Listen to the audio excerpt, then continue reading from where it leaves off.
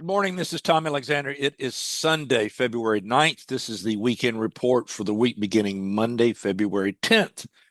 And the situation this weekend is probably clearer than it typically is. It's rather binary at the moment. We're coming off of a decline on Friday away from a critically important level in the SPX index and the other indices. We'll talk about that. I am looking for a sharp move. Uh,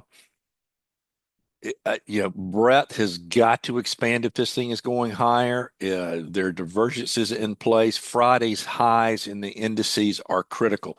That's the bottom line. If you wanted to, you could stop now. However, I have some charts. Let me show you.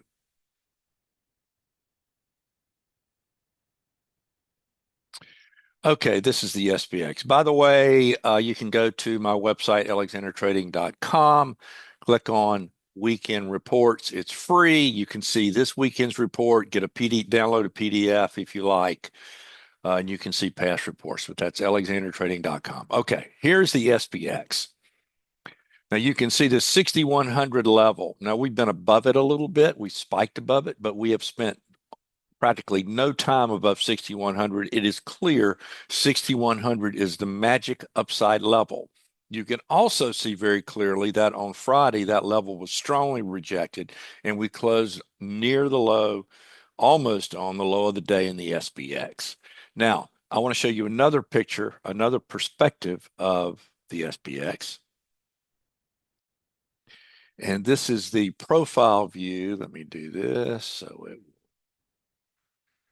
here we go. Now, here is the profile view. So basically what you have here from November and through Friday's trade is one auction. I'm going to combine, this is January, December, and November auction. This is the February auction. You can see where we closed here. And you can see here 6,100 right about here. We came up into this structure. Now, for those of you that are auction market traders, understand auction market concepts, understand how to apply auction market concepts to the market profile graph. This is a very mature structure. The next thing that will happen is a sharp move. You're going to get a sharp move, a sustained move above 6,100, or you're going to retrace this whole glob of trade here in a fraction of the time it took to create it. Well, it took 3+ months to create it. So it's possible that if we are beginning a sharp decline, we retrace a substantial part of this in a week or less. That's the way this concept works. That's the way an auction market works. But bottom line here is it's pretty simple now. To restore bullish case, we've got to see a close above 6,100. If we don't, it's increasingly likely we see downside acceleration. Okay, let's look at the other indices. They're in similar positions. Well, I landed on the Dow here, so we'll just talk about the Dow. Dow's came up and tested once again its all-time high, similar sharp decline. Here are your levels in the Dow. Let me go to, let me find, this is cleaner. All right, here's the NDX. Here are your levels in the NDX. And again, you can go to my website, alexandertrading.com, click on weekend reports, click on the date, and you can get these charts. You can download a PDF if you want these levels. So here's the NDX. Here is the Russell.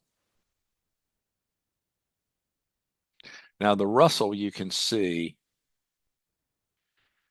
this upper extreme that's about 2319, 2320. This level has been tested over and over and over again. The Russell cannot get through it. That area was also rejected again. So you can see that Friday's highs in all of these indices, even though the intermediate term structure is very different in the SPX, NDX, and Russell, and Dow for that matter, and New York Composite, which I'll show in just a minute. But the Russell is also coming off of a very important level. Now, something else, the Russell is reflecting the lag in breadth. And let me show that. Well, I'm all over the place. Let me show you the NYA first. Let's see, where are you? Here we go. Here's the New York Composite. So once again, you can see the New York Composite rejecting a level that has been critically important now for months. Now let's take a look at internals.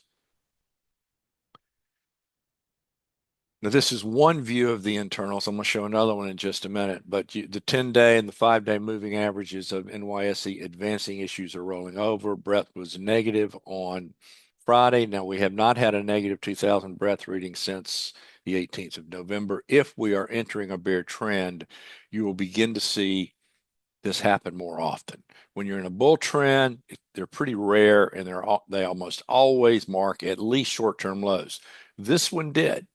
That was tested here, but I mean, even here, you had a really strong bungee jump off of this 2000 level. If and when, and it's when we get another 2000 breath reading, I'll update at that time. But just to show you the difference in a bull trend and a bear trend, we've been in a bull trend. We've had infrequent negative 2000 readings. Now, in a bear trend, you have much more often. Okay. All right. I want to show one last view of the internals. Let me find that page. Okay, this is the cumulative advanced decline line. You can see it's diverging. It's a lower peak here against this high, and you can see the higher highs here in the SPY, which is a proxy for the S&P 500. So this is from several different perspectives. We can see that breadth needs to expand if this market is going much higher. Okay, guys, if you have found value in this, please subscribe. Please like the video. It will help with the algorithm. You guys have a great weekend. I'll speak with you again soon.